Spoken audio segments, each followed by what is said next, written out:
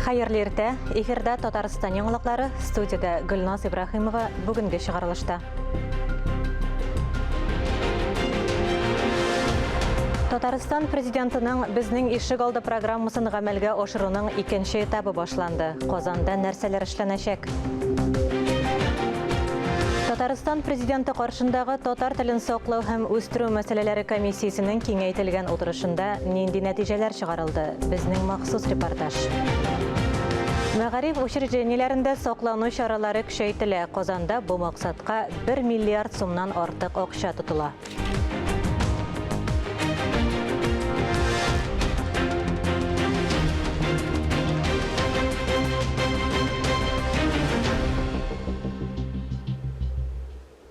Татарстан башкаласында эш визиты белән Россия вице-премьеры Юрий Борисов булды. Туполев исемендәге Казан авиация заводында гражданнар авиациясенең үсеш перспективалары турында фикер алыштылар. Россиянең пассажирлар авиациясе нәкъ менә шушы урында, Казандагы Горбунов исемендәге завод базасында башлана. Тиздән биредә Ту-214 самолетын җыюга керешәләр. Россия хөкүмәте вице-премьеры Юрий Борисов Татарстан президенты белән предприятие территориясен карады. Киләчәк перспективалар белән кызыксынды. По этому году мы ожидаем один модернизированный и один новый самолет Ту-160. Я думаю, что здесь завод уже в полной мере подготовил производство. Поэтому сегодня мы будем обсуждать вопросы, как выйти нам поэтапно на минимум 10 самолетов Ту-214. Монда җыштырылган самолетлар илнең иң зур авиакомпанияләренә җибәрергә тиеш. Күпләр бу модель белән таныш инде. Ту-214 заманча 2 двигательле самолет. Беренче очыш 96 елда ясалган иде. Очкыч бик экономияле булуы белән аерылып тора. Сәгатенә 850 км кадәр тизлекне арттыра. Ерак араларга оча ала. 210 пассажир сыйдыра. Аны махсус заказ буенча аз санда җыштыралар. Төп уңайлыгы Шит ит детальләре комплектлауда аз. Аларны ел дәвамында алмаштырырга мөмкин. Шуңа күрә Казанда күпләп җыштыруны тиз үзләштерергә кирәк. Понятно, необходимо модернизировать и подготовить производство под 10 самолетов. Наша часть, подготовка кадров, специалистов, инженерных, рабочих. Мы с этой задачей справимся. Казан авиация заводы янындагы юл кыска. Россия авиациясын ныгыту өчен яңа самолетлар бик кирәк. Фәнис Мөхәммәтов, Илмира Җәләева, Татарстан яңалыклары. Ярдәм чараларын КАМАЗда көтә. Бу хакта бүген Чаллыда Юрий Борисов хәбәр итте. Республика премьер-министры Алексей Песошин белән бергә җитештерү линияләрендә булдылар. Юрий Борисов билгеләп үткәнчә, завод эшен дәвам итәчәк, җитештерү күләмнәрен кыскарту буенча планнар юк. Чит ил көндәшләренең китүе КАМАЗга Россия базарының төп өлешен алырга мөмкинлек бирә. Интернет белән бәйле чикләүләр күп кешедә сорау уята. Мәсәлән, Татарстанның популяр маркетплейсларына санкцияләр кагылмый. Аларның эше элеккечә дәвам итә дип ышандыра белгечләр. Заказлар да бар һәм логистика үзәкләре дә буш тормый. Моңа безнең хәбәрчеләребез дә инанды. Склад умарта оясы кебек гөжли. 5000 эшче интернет аша сатып алынган клиент заказларын тизрәк җыярга ашыга. Серләрне Татарстан Республикасы Иктисад министры Мидхат Шәйхмәтовка ачалар. Ул интернет-ритейлерларын үткәрергә килгән. Алар безнең базарда катлаулы шартларда эшләвен дәвам итә. Шәһәрләр акрынрак ачылырга мөмкин. Арендаторлар белән күпмедер вакытка ташламалар ясарга сөйләшенгән. Әлегә алар барысы да шул ук товарларны ала, логистика инде күптән җайга салынган. Җитештерү операцияләре күзлегеннән караганда берни дә үзгәрмәде. Логистик инфраструктурасы бик җитди төзелгән. Монда 400 эш үзәге һәм зур фулфил. Монда бөтен яктанда шул барган эшләр бара, ассортимент монда полный. Халыктан килгән заказны үтиләр. Бер-ике көндә менә шул теге срок буенча инде безнең күпме булган ул менә. Шул срок буенча бөтен эш үтәлә. Барлык мәйданчыкларда да чит илләрдән бизнес вәкилләре бар. Алия Галиуллина, Булат Шакиев, Ринат Сахибгараев, Татарстан яңалыклары. Татарстан президенты каршындагы татар телен саклау һәм үстерү мәсьәләләре комиссиясе ярдәме белән оештырылган чаралар ел дәвамында байтак булды. Мәгариф, мәдәният, дин, спорт юнәлешләрен кулашлаган бихисап проектлар, конкурс, грант, белем күтәрү курслары һәм башка форматларда чынга ашырылды. Әлеге эшчәнлеккә берникадәр нәтиҗә чыгару өчен Татарстан Дәүләт Советы бинасында комиссия утырышы булып узды. Эшлекле чарадан хәбәрчебез Мөршидә Җихан репортажы. Чираттагы утырыш дип искәртелсә дә, башкаларынан махсус күргәзмә оештырылуы белән үзгә иде бу очрашу. Шуның өстәвенә күргәзмәдә катнашкан һәрбер проект җитәкчесе иң уңышлыларын гына сайлап алып килгән. Иң күп рәхмәт ишеткергә туры килде менә шушы проектларны әзерләгән һәм аларны тормышка ашырган вакытта. Ул да булса менә укыту методик комплектлар, балалар бакчалары тәрбиячеләре инде күптән безгә әйтеп килделәр. Алар бит төрле үзләре каян табалалар, шул җирдән табып, төрле материаллар әзерләп, шулар белән балалар белән уйнап, шуларны мавыктырырга тырышалар. Алар бит инде күңелен биреп эшләүче кешеләр. Һәм менә алардан килгән мөрәҗәгатьләргә нигезләнеп, инде менә комиссиябыз ярдәме белән без безнең 1000-нән артык балалар бакчаларына менә шушындый укыту методик комплектлар тапшырылды. Гомуми тиражы 14 000. Шулай ук без бит инде мәктәпләрдә күнегелгәнчә мен рус мәктәбендә укыган булсам да, әмма ләкин әдәбият бүлмәсендә Толстой, Пушкин сүрәтләрен хәтерлим. Әмма безнең татар шәхесләребезнең Тукай белән Җәлилдән башка танышчыларны бик табуы да сирәктер. Әмма ләкин бүгенге көндә безнең Татарстанда урнашкан һәрбер мәктәпкә 15-әр менә шундый сүрәтне тапшырып бетердек. Моннан тыш Татарстан китап нәшрияты тарафыннан тулы бер циклны үз эченә алган энциклопедия җыентыклары сабыйлар өчен музыкаль китаплар нәшер ителде. Бу хакта шулай ук Мәгариф һәм фән министры Илсур Хадиуллин да искәртте. Мәгариф системасында дәреслекләр бар. Алар төрле юнәлештә. Менә мин әйтеп киттем, соңгы вакытта гына без алдык хат 20 дәреслек безнең федераль исемлеккә кертелгән. Ул алга таба дәвам итәчәк. Бу эш бик катлаулы, җиңел бармый. Мин әйтеп киттем, без кузгалганбызны туктатып калып булмый. Ул яисә килеп бәрелә, яисә бәреп чыга. Шуңа күрә бәреп чыгу инде мин яхшы мәгънәдә әйтәм. Димәк, безнең башланган эшләребез алар алга таба бара дигән сүз. Без кузгалды дип образлы сөйли белүче министрлар, район башлыклары тиздән тагында арта, чөнки әлеге дә баягы комиссия әгъзаларының шәхси үрнәге һәм ярдәме белән түләүсез татар теле курслары, сөйләм осталыгы дәресләр үткәрелде. Мәдәният министры әйтмешли, татар телендә аралашу өчен мохиты да формалаша. Татар гаиләдә ул барыбер татар теле, туган теле булырга тиеш. Һәм минемчә, мин әйттем бүген, безнең өчен, безнең җәмгыять өчен иң беренче сорау татар мухитне төзү.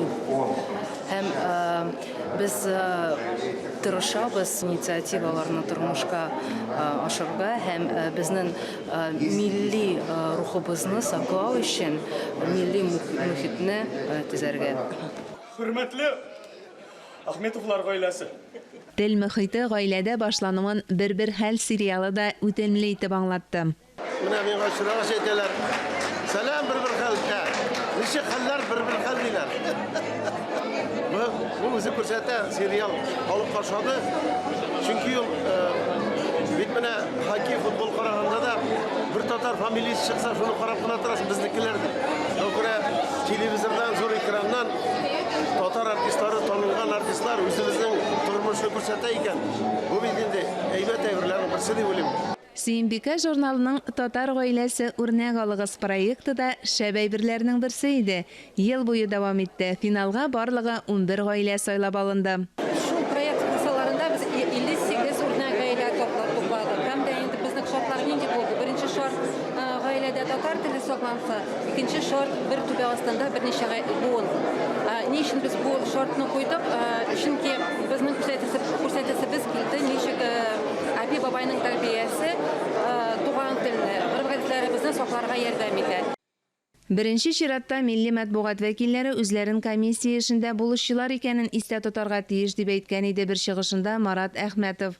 Шуңа да күрәсең, масса күләм мәгълүмат чаралары белән берлектә эшләгән конкурс тапшырулар да байтак. Шуларның иң уңышлылары арасында Шаян Әлифба да бар. Гомумән, шаяннар гел хәрәкәттә. Әле балалар өчен җыр яздырталар. Әле мин татар баласы дип горурланып, кул эшләре ясауда осталыкларын күрсәтәләр.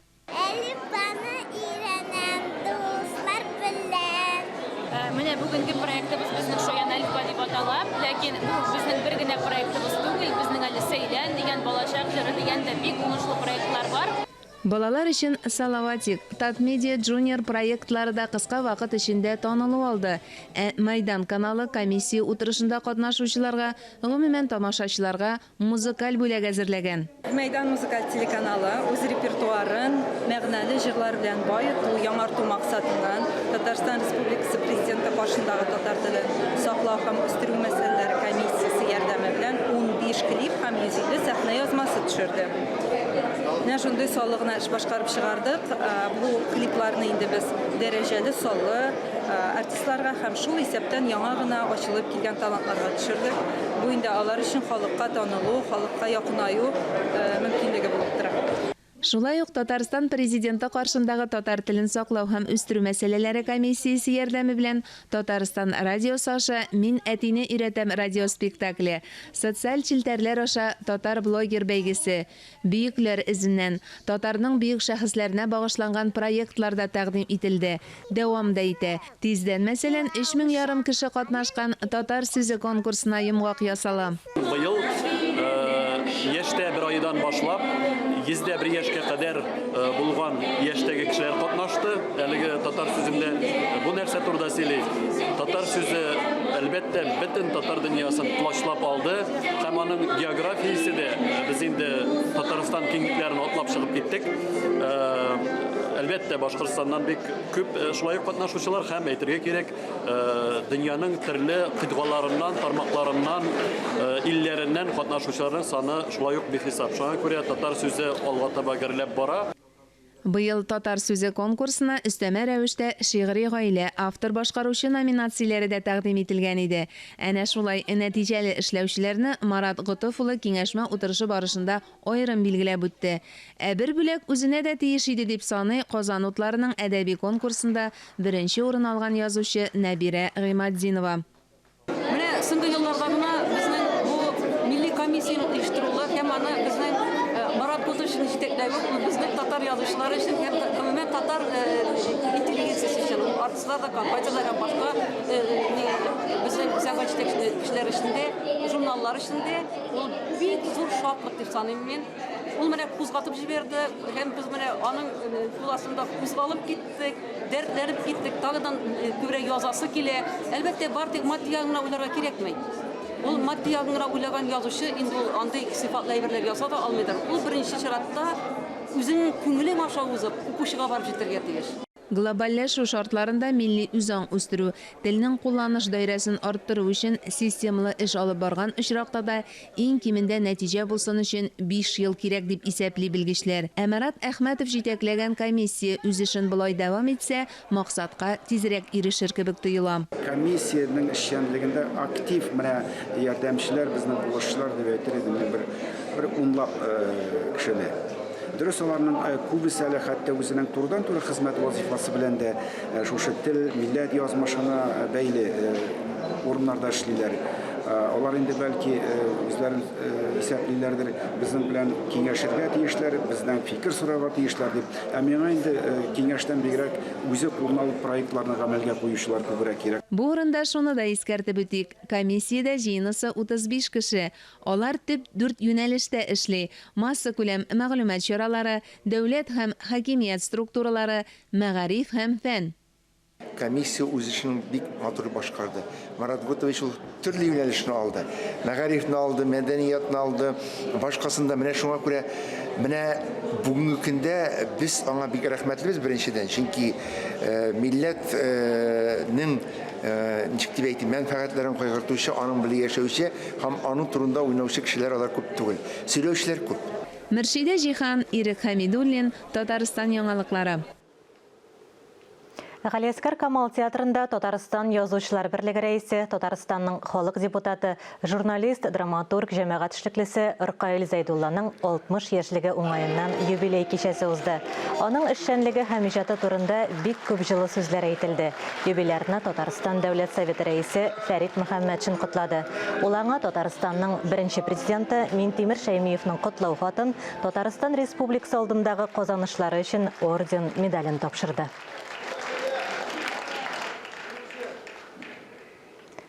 Эфирда яңалыклар программасы дәвам итәбез.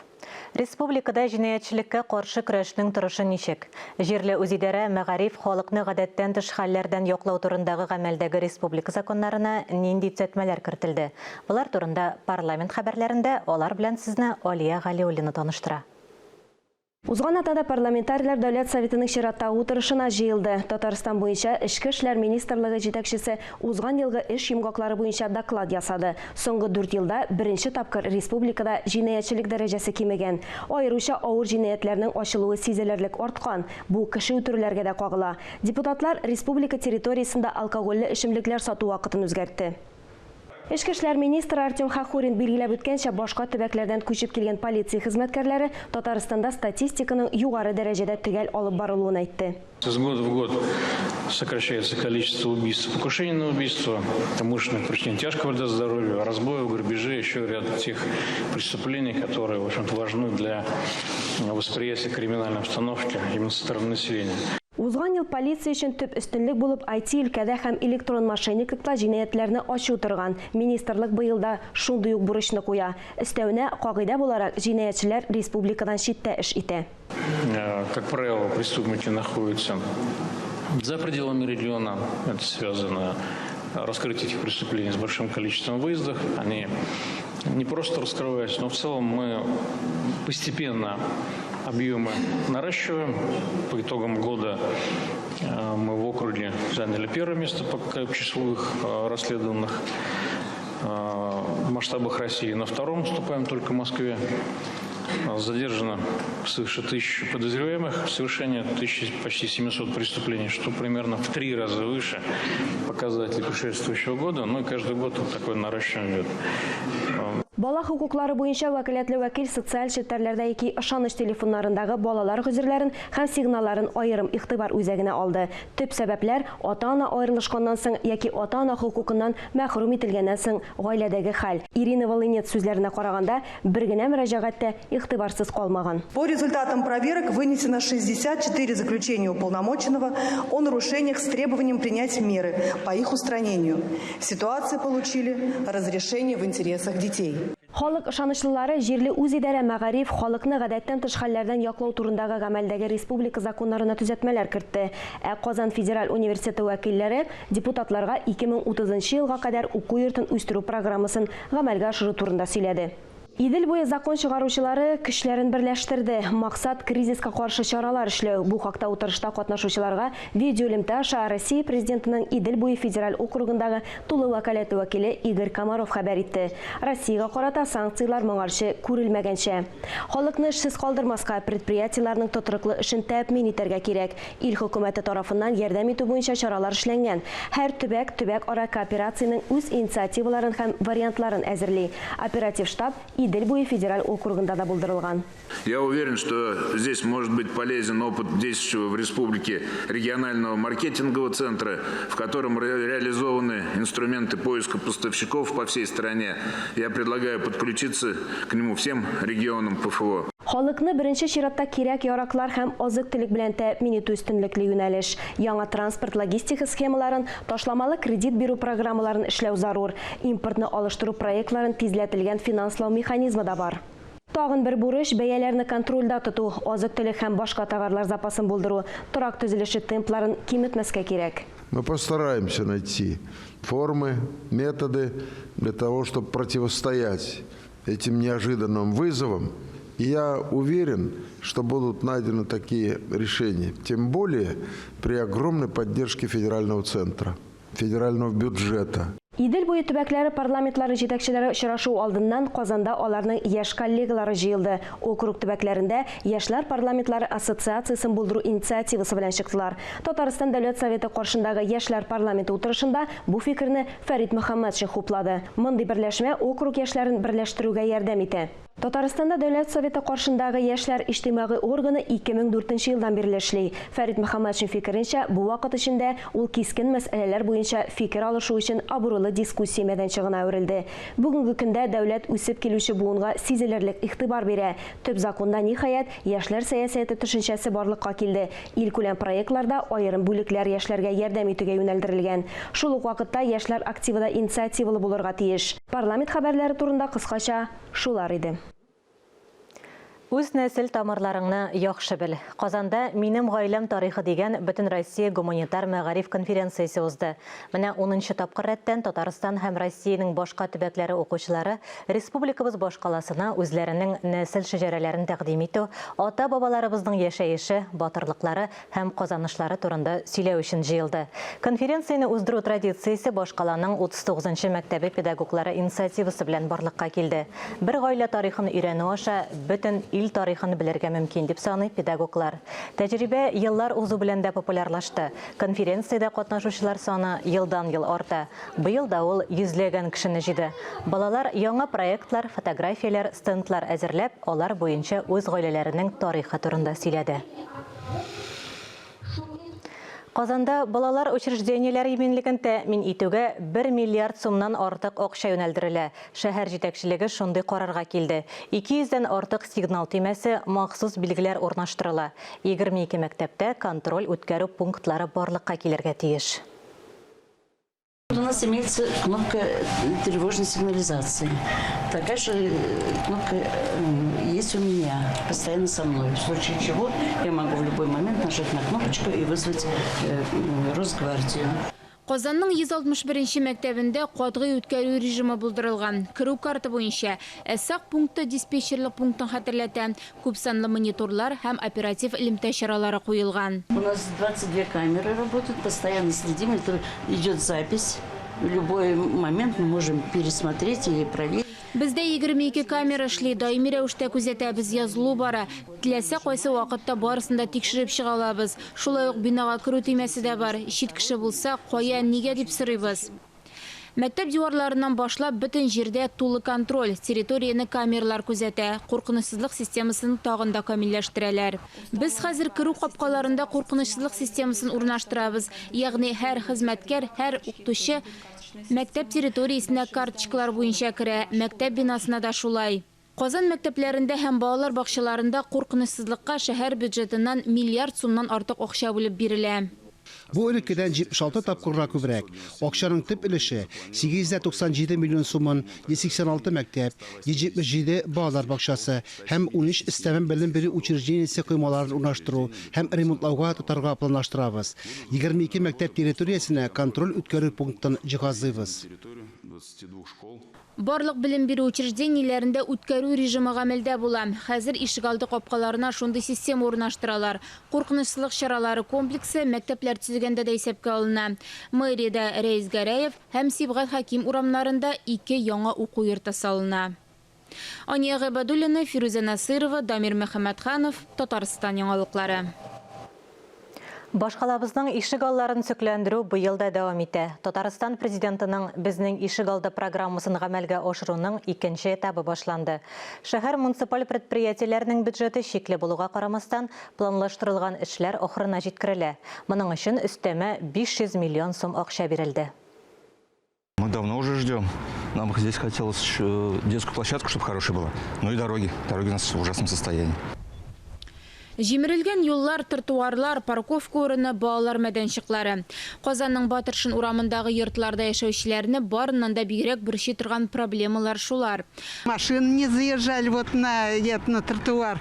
Ходить невозможно, вот поставят, обходим, то глядишь, шибут. Бу ишегалды 3 йортны берләштерә. Җәен биргә төзелеш техникасы кертелә, төзекләндерү башлана. Йорт яны территориясе республиканың ишегалларын төзекләндерү программасына керде. Беренче проект килештерелгән, 2нче этапта яшәүчеләр белән фикер алышу бара. Очень ждем, очень. Это будет невероятная просто радость, если сделают. Татарстанда федераль һәм республика программаларын гамәлгә ашыру дәвам итә. Бу хакта Рөстәм Миннеханов узган шимбәдә булган традицион республика киңәшмәсендә тагын бер кат искәртте. Аларга безнең ишегалды президент программасы да керә. Аңа быел Казанда өстәмә акчалар бирелә. Программа «Наздор». Шәһәр муниципаль предприятиеләренең бюджеты шикле булуга карамастан, кирәкле эш тулы күләмдә алып барыла. Әйтик, 2022 елда безнең ишегалды программасына бирелгән 2 миллиард сумга президент күрсәтмәсе буенча өстәмә рәвештә 500 миллион сум акча өстәлде. Хәзер республика программасының яңа этабы әзерләнә. Казандагына да 2021 елда 430 йорт яны территориясе ремонтланды. Быел кайсыларын яңарталар? Моны dvor.tatar сайты аша белергә мөмкин. 5 ел эчендә 7000-гә якын ишегалды төзекләндерелә. Ания Гыйбадуллина, Александр Шмагин, Владимир Юрков, Татарстан яңалыклары. Әлеге сәгатькә шундый яңалыклар иде. Берничә минуттан эфирыбызны хәерле көн Татарстан тапшыруы дәвам итә. Ә без яңалыклар иҗат төркеме бүгенгә сау булышабыз. Үзегезне һәм якыннарыгызны саклагыз, сау сәламәт булыгыз.